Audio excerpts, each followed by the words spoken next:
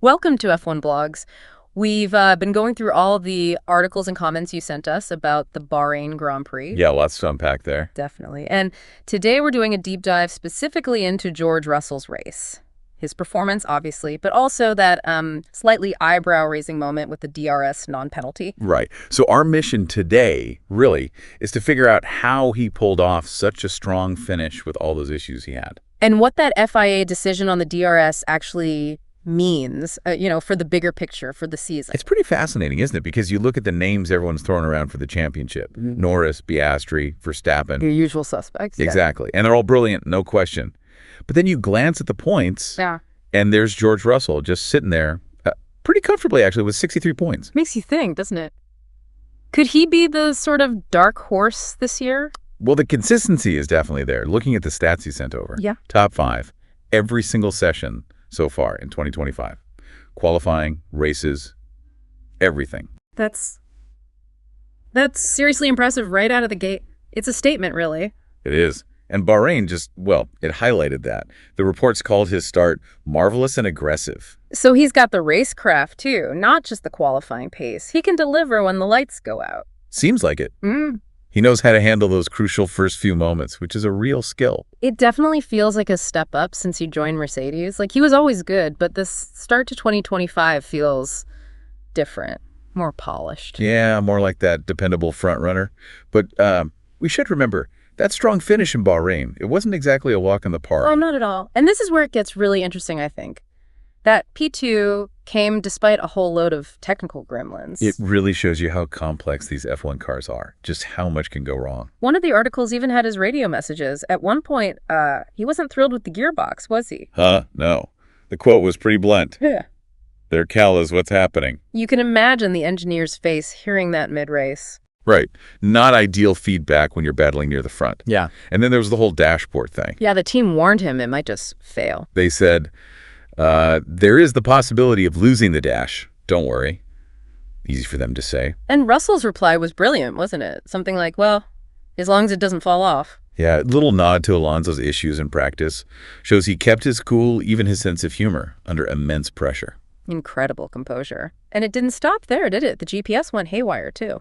Yeah. Imagine you're out there, racing flat out, and your dashboard suddenly thinks you're last. Or not even on the track map anymore. How would you even judge your pace or strategy? It would be hugely unsettling. You depend so much on that data feed for, everything. Your position, gaps, strategy calls. Obviously, a massive layer of difficulty. But okay, all those issues aside, the real talking point, the big one, was the DRS. Ah, yes, the controversy. So Russell himself flags it over the radio. Yeah, he says something like, I opened the DRS without wanting to.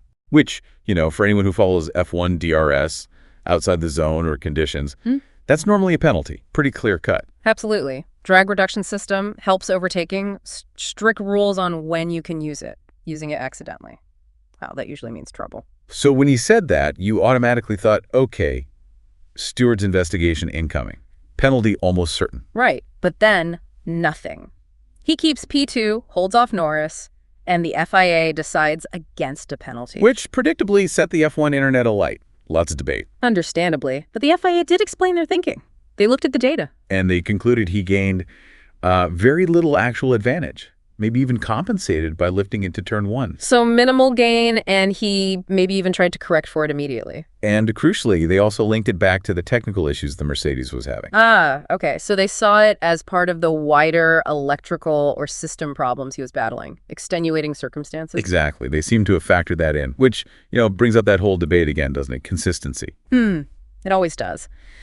How do you balance sticking strictly to the letter of the law versus, considering the context of why something happened? Especially when technical failures are involved. Yeah. It's not like he deliberately tried to cheat the system. No, quite the opposite. He reported it himself.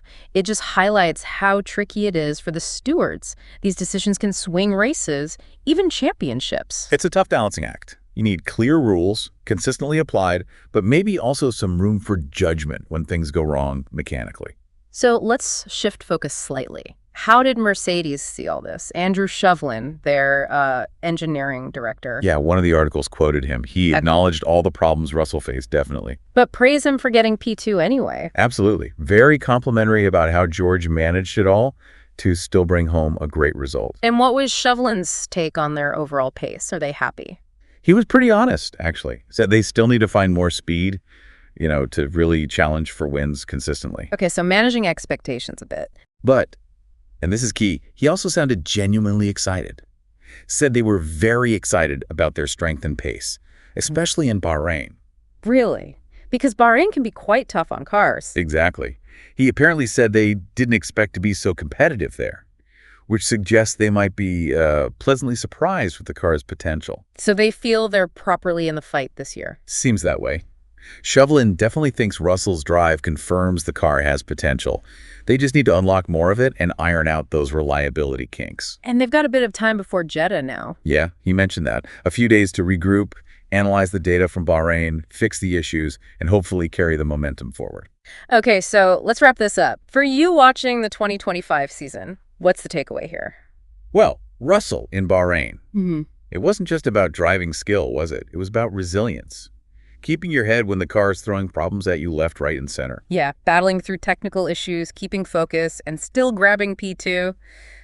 That's impressive mental strength. And then the DRS thing. It just adds another layer to that whole rules and officiating debate in F1.